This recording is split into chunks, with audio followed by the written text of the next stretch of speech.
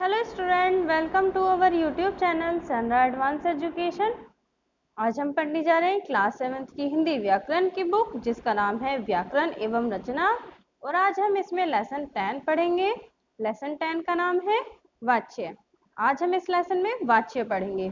अगर आपने अभी तक हमारे यूट्यूब चैनल को सब्सक्राइब नहीं किया है तो हमारे यूट्यूब चैनल को सब्सक्राइब कर दीजिए, वीडियो को लाइक कर दीजिए, कमेंट करके हमें बताइए कि वीडियो आपको कैसी लग रही है, साथ ही वीडियो को शेयर भी कर दीजिए।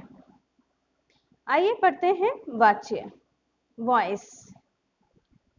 इन वाक्यों को ध्यान से पढ़िए। जो वाक्य दिए गए हैं इनको ध्यान से पढ़िए। इनके माध्यम से ही मतलब जो लेसन में कंटेंट दिया है इन वाक्यों के माध्यम से भी हम वाच्य को समझ पाएंगे कि वाच्य क्या होता है। मैं कहानी पढ़ता हूँ। नौकर सब्जी खरीद रहा है। ये क्या वर्ग में वाक्य दिए गए हैं? मैं कहानी पढ़ता हूँ, नौकर सब्जी खरीद रहा है। ख वर्ग में क्या दिया है? मुझसे कहानी पढ़ी जाती है, नौकर से सब्जी खरीदी जा रही है। ग वर्ग में मुझसे कहानी पढ़ी नहीं जाती, नौकर से सब्जी खरीदी नहीं जा रही। देखिए ये जो क वर्ग है इसमें जो प्रधानता है वो सब्जेक्ट की है, कर्ता की है। दूसरा जो वाक्य है, दूसरे जो ख वर्ग जो दिया है इसमें जो प्रधानता है वो कर्म की प्रधानता है। और जो थर्ड मतलब ग वर्ग है उसमें जो प्रधानता है वो भाव की है। तो वाच्य का जो अर्थ होता है वो क्रिया, कर्म और भाव की प्रधानता पर ही निर्भर होता है।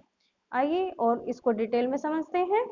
ऊपर 3 वर्ग दिए गए हैं। प्रथम क वर्ग के दोनों वाक्यों की क्रियाएं अपने अपने कर्ता के लिंग और वचन के अनुसार प्रयोग की गई हैं। जो पहला प्रथम वर्ग है, क वर्ग है, उसमें जो दो वाक्य दिए हैं, 2 सेंटेंस दिए हैं, तो उनमें जो क्रिया है अपने कर्ता और लिंग और वचन के अकॉर्डिंग प्रयोग की गई हैं, यूज की गई हैं। द्वितीय ख वर्ग के दोनों वाक्यों की क्रियाएं अपने अपने कर्म के लिंग और वचन के अनुसार प्रयोग की गई है। मतलब पहले में तो कर्ता और दूसरे में कर्म के अनुसार यूज की गई हैं। तृतीय ग वर्ग के दोनों वाक्यों की क्रियाएं न तो अपने अपने कर्ता के लिंग और न और वचन के अनुसार तथा न कर्म के लिंग और वचन के अनुसार प्रयोग की गई हैं। तीसरे वाले वाक्य में ना तो क्रिया के अनुसार, ना तो कर्म के अनुसार और ना ही कर्ता के अनुसार प्रयोग की गई हैं। वस्तुतः ये क्रियाएं भाव के अनुसार प्रयोग की गई हैं। क्रियाओं का यही विधान वाच्य कहलाता है। मतलब कर्म, कर्ता और भाव की प्रधानता जो होती है वही वाच्य कहलाता है।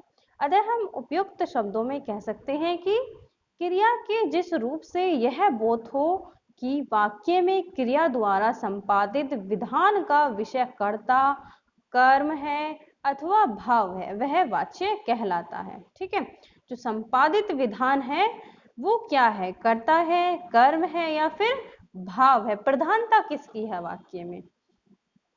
वाच्य के प्रकार। वाच्य के 3 प्रकार होते हैं, कृतवाच्य और कर्मवाच्य और भाववाच्य। देखिए अब हम कृतवाच्य के बारे में पढ़ेंगे, एक्टिव वॉइस के बारे में पढ़ेंगे। क्रिया के जिस रूप से वाक्य में उसके कर्ता का बोध हो, मतलब कर्ता का पता चले, उसे कृतवाच्य, वह कृतवाच्य कहलाता है। इसमें कर्ता की प्रधानता रहती है और लिंग वचन कर्ता के अनुसार ही होते हैं, कर्ता के अनुसार ही प्रयोग किए जाते हैं। तो जो कृतवाच्य होता है उसमें कर्ता की प्रधानता होती है और जो लिंग और वचन होते हैं उसके अनुसार ही प्रयोग किए जाते हैं। जैसे क लड़का पढ़ता है, बच्चे खेलेंगे, मैं गीता पढ़ता हूँ। उपयुक्त दिए गए वाक्यों में लड़का, बच्चे और मैं शब्द कर्ता हैं तथा इन वाक्यों में कर्ता की ही प्रधानता है। अतः पढ़ता है, खेलेंगे और पढ़ता हूं में कृतवाच्य है।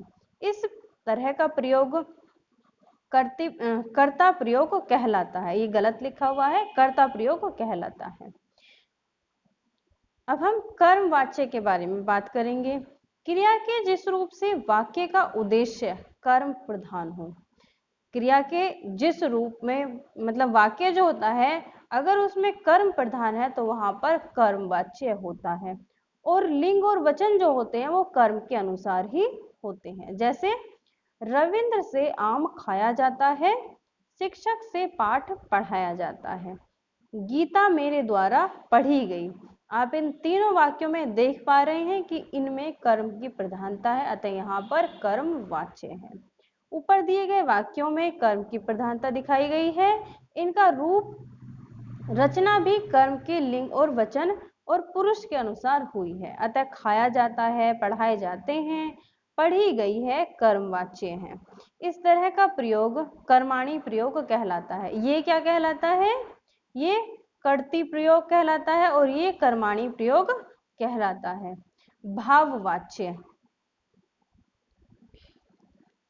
भाववाच्य जब वाक्य में क्रिया का प्रयोग कर्ता या कर्म के लिंग व वचन के अनुसार न होकर भाव के अनुसार होता है। जब वाक्य में क्रिया का प्रयोग कर्म और कर्ता के अनुसार ना होकर के भाव के अनुसार होता है तो फिर वहां पर भाववाच्य कहलाता है। जैसे बच्चे से सोया नहीं जाता, श्वेता से पढ़ा नहीं जाता, मुझसे खाया नहीं जाता। तो यहाँ पर आप देख रहे हैं ये जो वाक्य दिए गए हैं इनमें पूरी तरीके से भाव की प्रधानता है, अतः यहाँ पर भाववाच्य है। ऊपर दिए गए वाक्यों में सोया नहीं जाता, पढ़ा नहीं जाता और खाया नहीं जाता, क्रियाओं का भाव ही प्रमुख है और क्रिया स्वतंत्र है, अतः ये भाववाच्य है। इस तरह के प्रयोग भाव प्रयोग कहलाते हैं। अब हम बात करते हैं वाच्य परिवर्तन की। वॉइस चेंजेस, कृतवाच्य से कर्मवाच्य बनाना। इसके लिए निम्नलिखित बातों का ध्यान रखना चाहिए। जब हम कृतवाच्य से कर्मवाच्य बनाते हैं तो हमें कुछ बातों का ध्यान रखना होता है। वो क्या क्या है ये हम जान लेते हैं। कर्ता के साथ से, द्वारा अथवा के द्वारा जोड़ना चाहिए। जब हम कृतवाच्य से कर्मवाच्य बनाएं तो हमें कर्ता के साथ से, द्वारा या फिर के द्वारा जोड़ना है। कृतवाच्य की क्रिया को सामान्य भूतकाल में परिवर्तित करना चाहिए। जो कृतवाच्य की क्रिया है उसको हमें सामान्य भूतकाल में परिवर्तन करना है। उस परिवर्तित क्रिया के साथ काल, पुरुष, वचन और लिंग के अनुसार जाना क्रिया अर्थात जा धातु का जोड़ना चाहिए, जा धातु को जोड़ना चाहिए। अब हम एग्जाम्पल के माध्यम से, उदाहरण के माध्यम से इसको समझ लेते हैं। कृतवाच्य से कर्मवाच्य बनाया गया है। जैसे श्याम संतरा खाता है, अब कृतवाच्य बनाया गया है, शाम से संतरा खाया जाता है। ठीक, तो यहाँ पर जा धातु को जोड़ दिया गया है। इसके अलावा जो क्रिया को सामान्य भूतकाल में परिवर्तित किया गया है और से का प्रयोग किया गया है कर्ता के साथ।